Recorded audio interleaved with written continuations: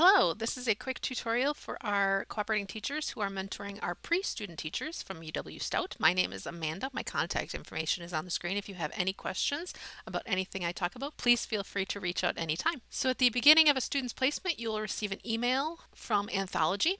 Anthology is where you will be completing all of the assessments for the pre-student teacher placed with you instead of doing them on paper. In this email, you will see the general information about the placement, and if you scroll down, you will see a button that says Go to Anthology Portfolio. This will take you to the guest login area.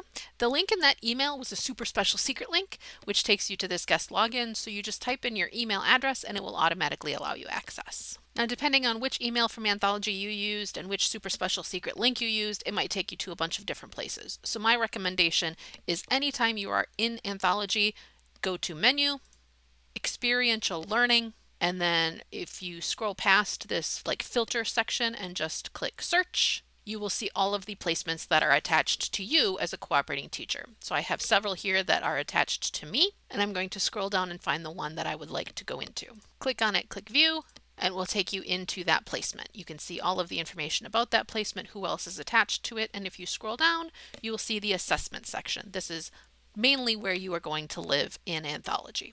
As a cooperating teacher of our pre-student teachers, there's two assessments that are available to you. One is required, that is the evaluation.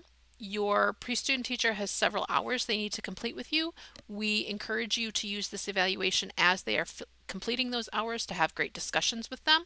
And then at the end of their placement, like the last week or two, fill it out officially and have a discussion with them about what you saw, what strengths, what weaknesses, what areas of growth. There is also an optional assessment. This is the disposition review. The disposition review is what UW-Stout believes are the professional characteristics we would like to see in our teacher candidates. So if you have comments about their professionalism, communication, collaboration skills, leadership, any of those kinds of things, feel free to fill out the disposition review and highlight their strengths or areas of growth you see. But again, that is optional. In this same section, you will see when these assessments become available or go live and when we would like them to be completed by, when they are due.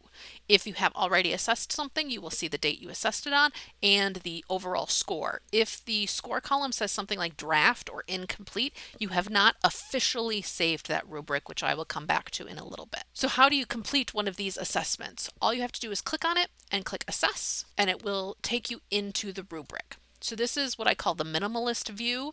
It is very condensed. So all of the criteria for the rubric are on the left. The scoring rankings are in the middle with the black boxes, and then the comments boxes are on the right. If you hover over any of those black boxes, it will show you the description of what that column of scores means, and you are able to just click it and turn it green. We encourage comments as a way to indicate a student's area of strength, something specific you saw, an example of how they exemplified that, or an example of where they maybe need to spend some time working on that. The criterion are very minimal in their description right here, so if you click the blue eye, you will see the full description of that criterion in the rubric. Now again, I said this was the minimalist view. You can also click Show Detailed View, which will show you more of a full description of all of the rankings. You do still have to click that eye to open the full description of the criterion, and then the comment box just moved below. But again, just click on the box and turn it green, and that's how you would score it.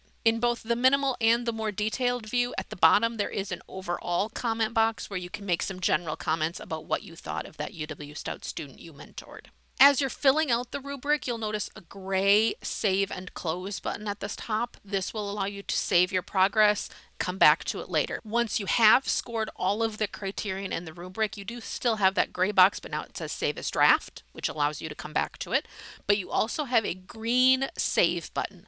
The green Save button is like the official saving button. So once you click that green Save button, you cannot go back and edit or add comments to your rubric, and that green Save button also will officially notify us at UW-Stout's School of Education office that this rubric has been completed. So once I have officially saved That rubric, you can see I assessed it on this date and there is an overall score there. If I wanted to go in and look at the criterions and have a discussion with my student, I can click View Summary and it will bring up all of the criterion and comments. So that's Anthology. We appreciate that as a cooperating teacher, you are taking the time out to mentor our UW-Stout teacher candidates. If you have any questions about filling out these rubrics in this online platform, please reach out anytime.